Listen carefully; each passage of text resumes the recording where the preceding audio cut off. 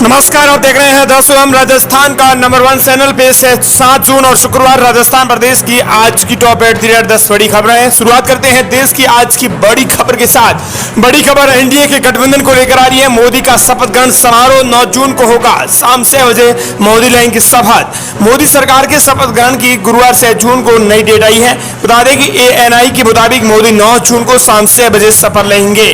पहले 8 जून को शपथ लेने की खबरें थी, लेकिन सूत्रों के मुताबिक लोकसभा चुनाव में भाजपा के जीते सभी मंत्री इस बार रिपीट होंगे। बता दें कि विवाद से जुड़े चेहरों के नाम पर मंत्री पद की लिस्ट से काटे जा सकते हैं। चुनाव हारी स्मृति ईरानी और राजीव चंद्रशेखर को पार्टी एक और बड़ा मौका दे सकती है। इन्हें फिर से मंत्री पद मिलेगा। वहीं जेपी नड्डा के आवास पर भाजपा के बड़े दिग्गज नेताओं की बैठक हुई, जिसमें अमित शाह, जेपी नड्डा शामिल रहे। बता दें कि बैठक में नई सरकार बनाने, भाजपा और उससे सहयोगी दलों को मंत्रिमंडल में जगह देने और शपथ ग्रहण की तैयारियों समेत कई मुद्दों पर चर्चा हुई है।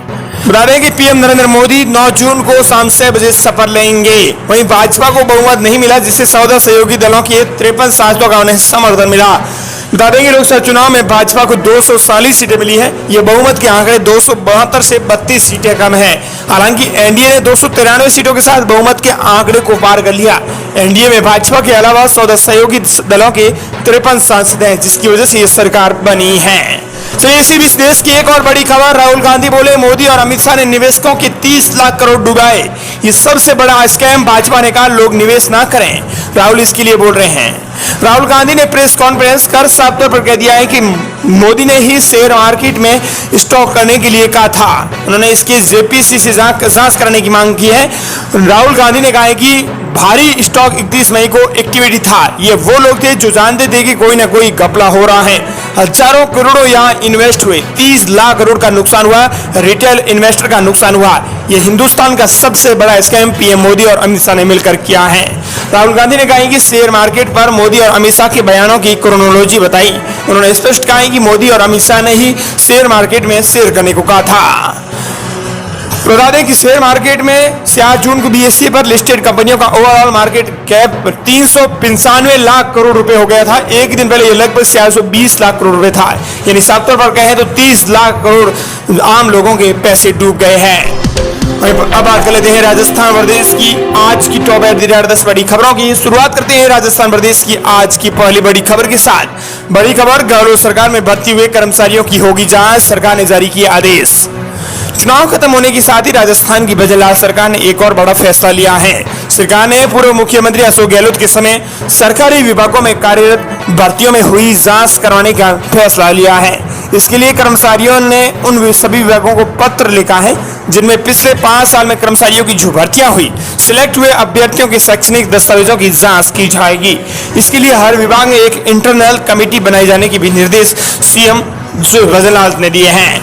कार्मिक विभाग के प्रमुख शासन सचिव हेमंत गेरा ने आदेशों में कहा है कि पिछले कुछ सालों में जो भर्तियां हुई है उसमें फर्जी शैक्षणिक दस्तावेज और डमी कैंडिडेट के मामले खूब सामने आए थे।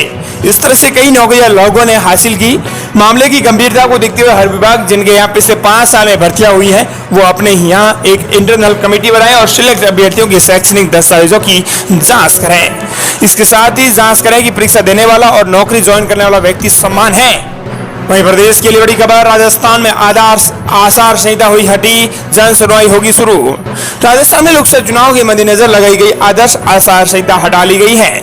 मुख्य निर्वाचन अधिकारी प्रवीण गुप्ता ने यह जानकारी दी है। अब ये जन सुनवाई हो सकेगी। प्रतिबंध हटाने से आमजन को राहत मिलेगी।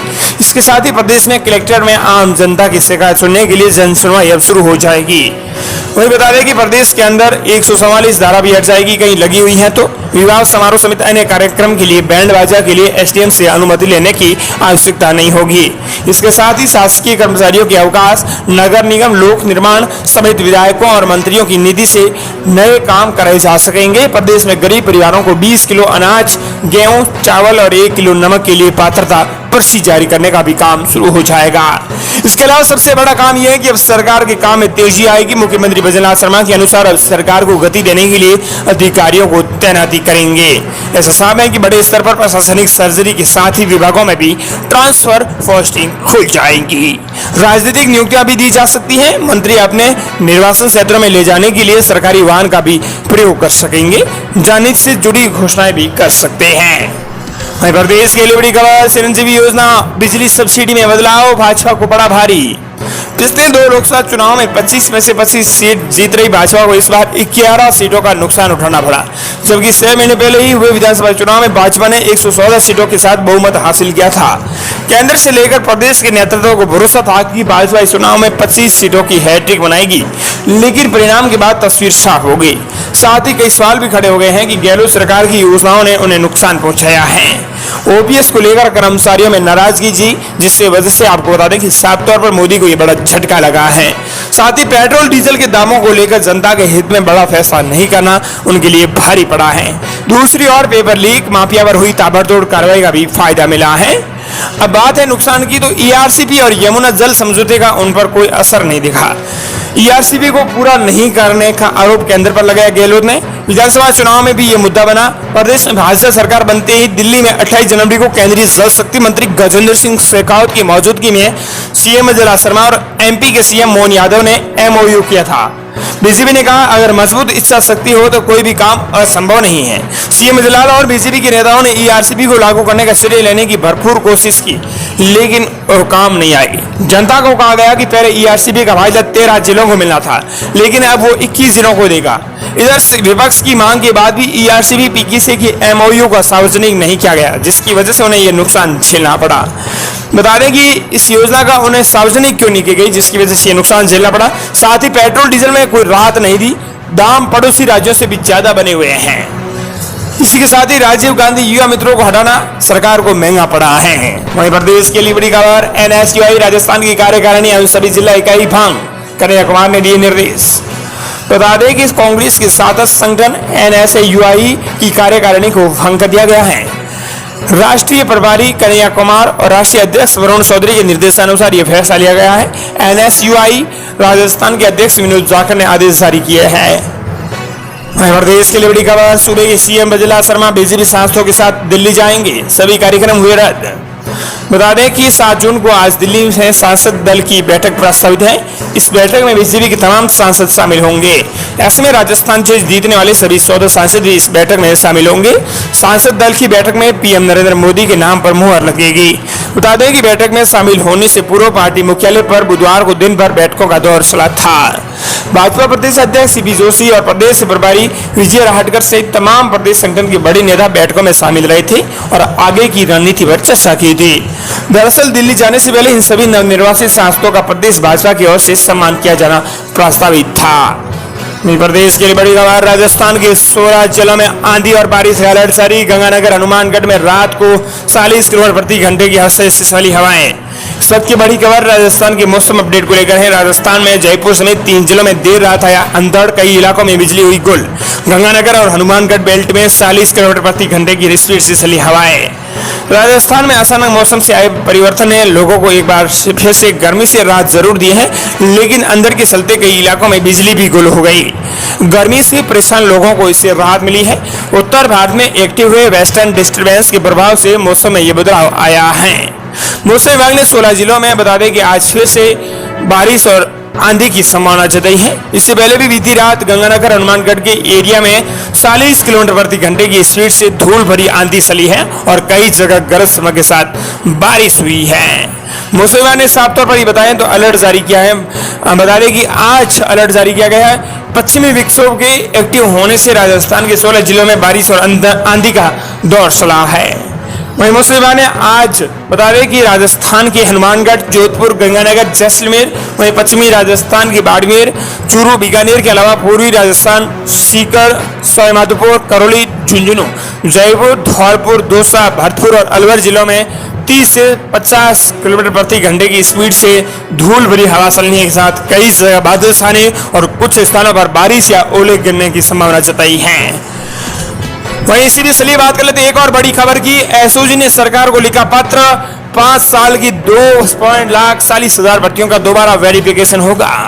प्रदेश में भर्ती परीक्षाओं में बड़ी संख्या में फर्जी डिग्रियां और डमी कैंडिडेट सामने आने के बाद अब एसओजी ने सरकार को पत्र लिखकर दोबारा से वेरिफिकेशन कराने की मांग की है।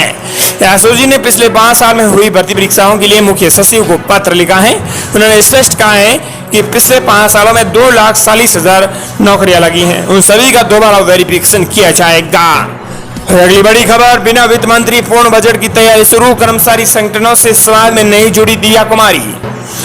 बता दें कि राजस्थान की भजनलाल सरकार का पहला पूर्ण बजट जुलाई के पहले सप्ताह में पेश हो सकता है। भजनलाल सरकार ने बजट की तैयारी तेज कर दी है।